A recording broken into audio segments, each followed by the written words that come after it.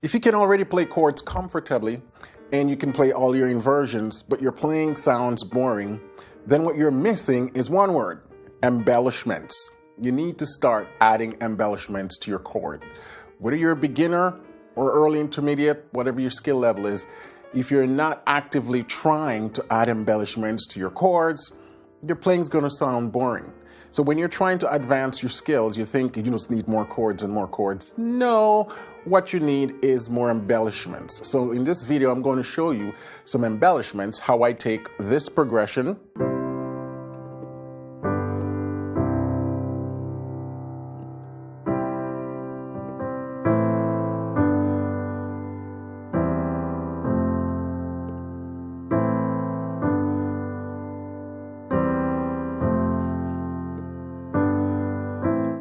and turn it into this progression.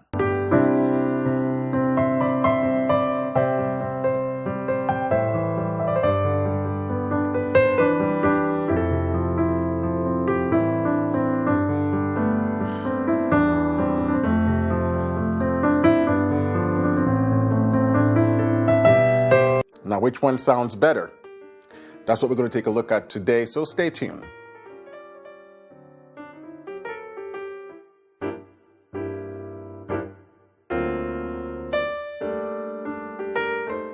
All right, welcome back. My name is Warren McPherson. If you're new to the channel, hey, I want you to do something for me real quick. Our data shows that about 70% of you that watch the channel are still not subscribed. So help us get that number lower. Please hit that subscribe button, the notification bell, so that you can be notified when we post a new video. But that also helps us to grow even further.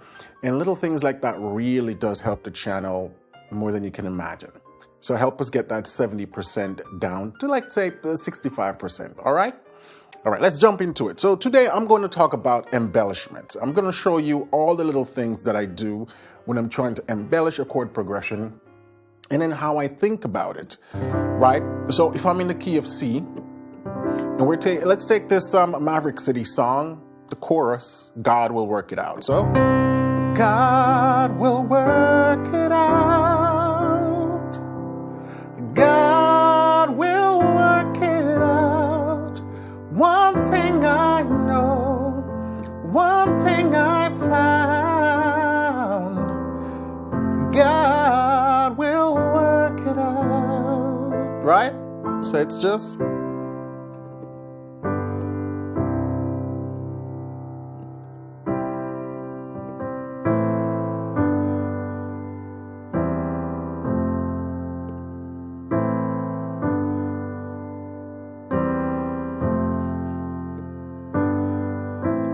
that's the basic progression. C to the 5, back to the 1, 1 to the 6, to the 5, then the 1 in first inversion, to the 4, then the 6 to the 5, back to the 1 in first inversion, to the 4, and then 5 to 6. That's the basic progression. Now let's take that and add some embellishments to it. I'm going to play it the way I normally would, and then I'll break down each of the elements that I'm using, because it's important for you to look at this through what I call the elemental lens. Instead of looking at the individual notes that I'm playing, try to see if you can see the concept behind what I'm doing so that you can replicate it in any key and in any song. Because if you just look at the individual notes, you're not really learning the essence of what I'm doing. You're just learning notes. But what I want you to learn is the concept. So let's take this. So, God will work it out. God will work it out.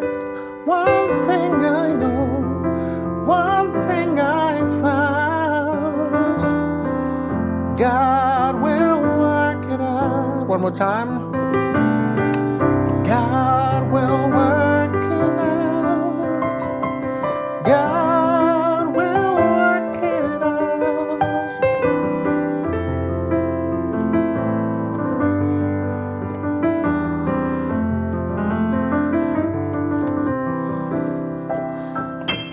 Which one sounds better, right? See all that little stuff I'm doing in the second one that sounds nice and cool? Now let's talk about it. I'm thinking rhythmically and I'm thinking melodically. Those are the two things I'm thinking about. So you might often see me start my chord like. Now also let's talk a little bit about harmonically first. All of my major chords become add nines. This is something every beginner needs to start doing. If you're not adding the 9 to your playing, some people call it the add 2, whichever you want to call it. Add 9, add 2. The reason why I call it add 9 is because it doesn't matter where you place the note on the piano. So a lot of people think about it this way. They say, well, if it's right here, then it's add 2. But if it's right here, then it's add 9. But that doesn't really make sense, because what if you want to play the 9 down here, right? Or what if you see it written as C9? It doesn't tell you where to place the 9, which octave. So anyway, a side note. So just want you to let you know, whether you think about it as an add 2 or an add 9, you're correct, right? As long as you're playing the right note. So all my major chords become add 9. So God will work. Look what happens when I go to my G. You notice I'm using my thumb to play 2 notes. And this is pretty common, especially when you're playing in like the key of C with a lot of white keys. Right? Boom. All my major chords become add 9. So that's the first thing I'm doing to change the chord quality. The second thing I'm doing, every time I go to the minor chord, in this case we only have the 6, I'm playing it as a minor 7. So that's the next step, number 2 for all beginners, intermediates, to start make your playing sound less boring, less bland. Make every minor chord, without exception, a 7. And this is a good way to voice the 7. Pinky, index, thumb. So we call it the root, the 5th, and the 7th. And that's a cool voicing because you can move it across the piano without having to change fingers, right? So we're doing God will work it out. Now you might see sometimes I come up and play the thumb here, or I do that. Doesn't matter, right? Whatever feels most comfortable for you. But I'm also breaking up the chords. So I'm doing. So you might see me doing.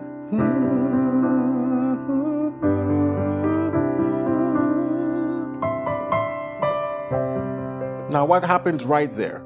So what I'm thinking, I'm still thinking about the C chord, but now I'm just playing the 6th, an interval of a 6. So I'm taking the root and the 3rd of the chord, right? It's a C chord.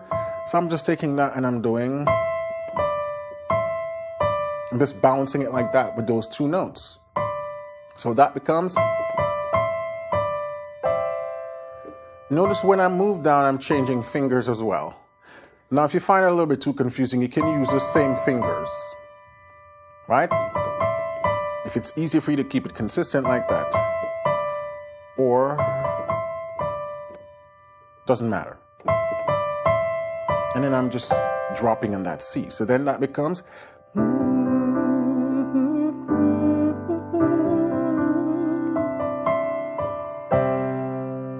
And listen to the timing. 1, 2, 3.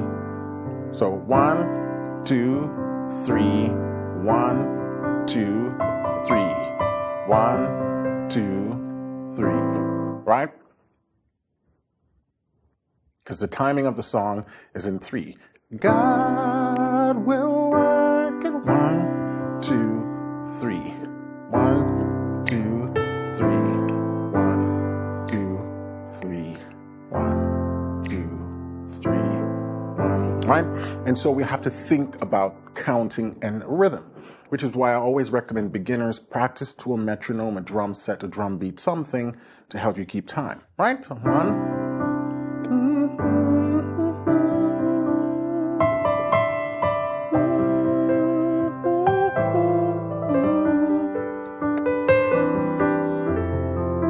Let's break down that part. So after we do the comeback here, 1, see again, breaking the chords. 1, 1, my 6, then my 5. Look at the little arpeggio in the left hand. So that's all, right? 1. So when I get here, I'm going to that C in first inversion, but I'm doing a, and then that turns into a, or a.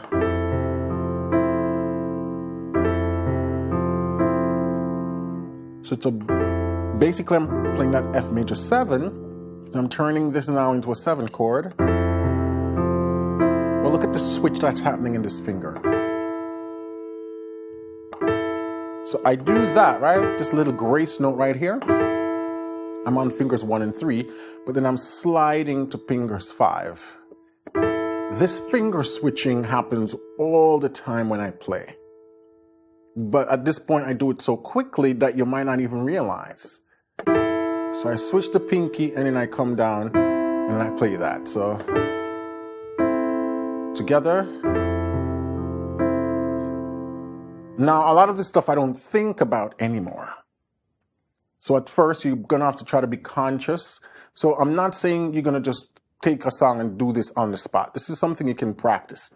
Just like how we practice chord progression, scales, arpeggios, embellishments are something you can totally practice. I'm just giving you ideas as to how you can approach it, right? So,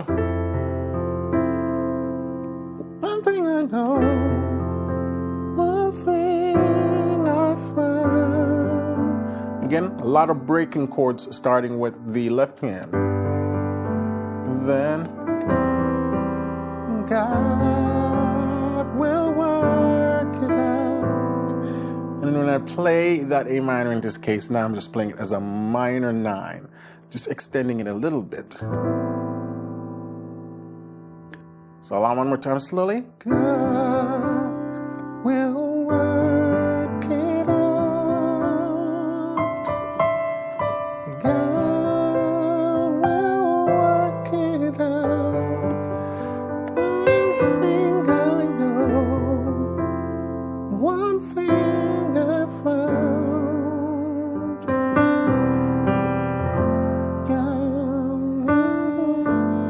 You can even play that 5 chord like that, then the 6. One more time.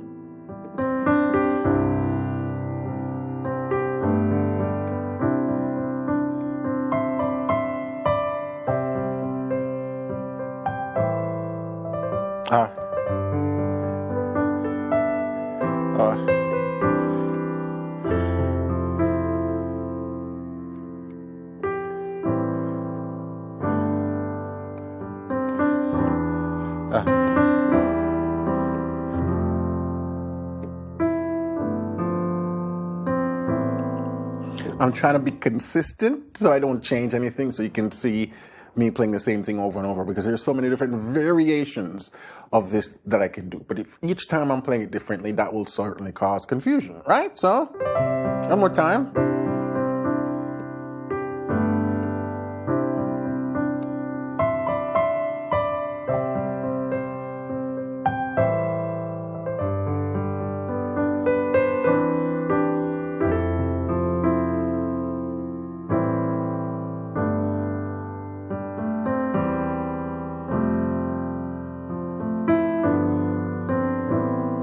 One more time, and God will work it out.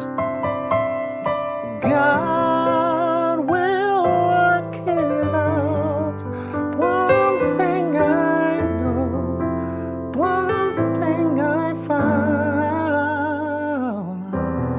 God will work it out. Beautiful song, right? Up there for now.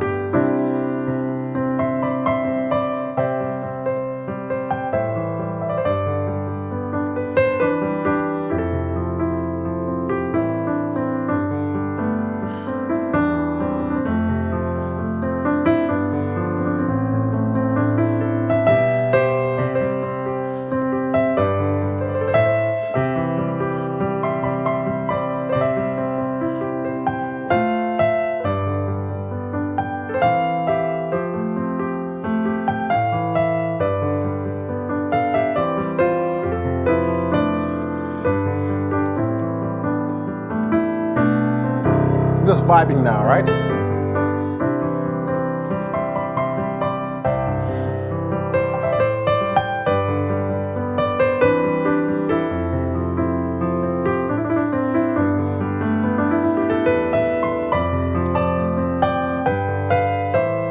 So now I'm thinking about cross and polyphonic rhythm, syncopations, right? So an idea of those syncopations now becomes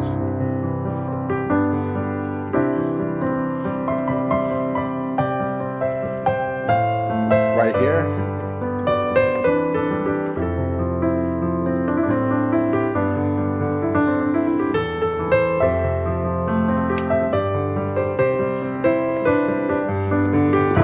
So that work it out.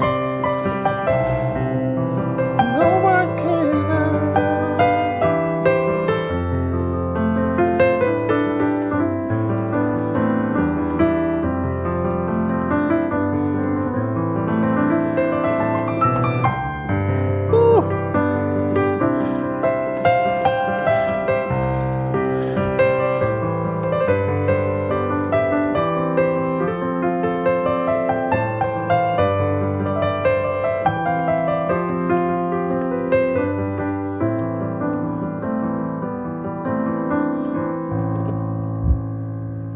So that was just me vibing and improvising. So just to recap, when you're thinking about embellishments, think about rhythms. The easiest way is to start breaking up the chords, right? The second thing is to start utilize the key that you're in, using stuff like sixth, right? Start adding ninths to your chords. Start adding sevenths to all minor chords. In some cases, you can extend into the minor ninths or to the major seven. These I would do based on just listening. When I play, does it sound good? This is how I make harmonic decisions, right? Does it sound good? If it doesn't, scrap it, right? And then from there, you notice I'm also utilizing my different registers. So I'm not just limited to this part of the piano. I'm moving registers, right?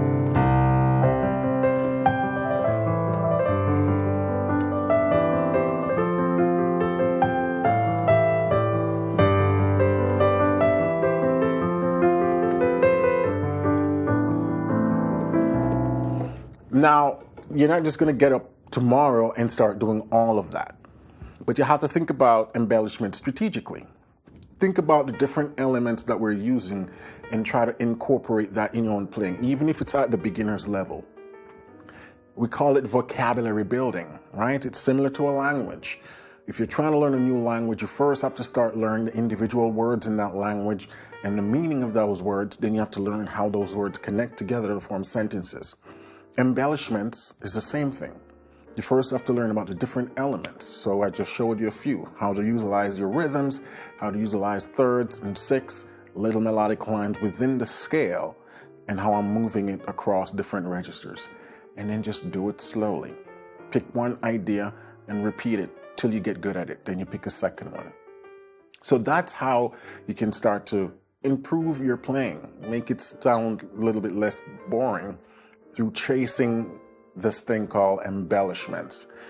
Embellishments is a form of improvisation, but I don't even call it improv, because when I think about improvisation, I think about more elaborate solos and stuff like that. So I prefer to refer to this as just embellishments. All right, so that's all I have for you today.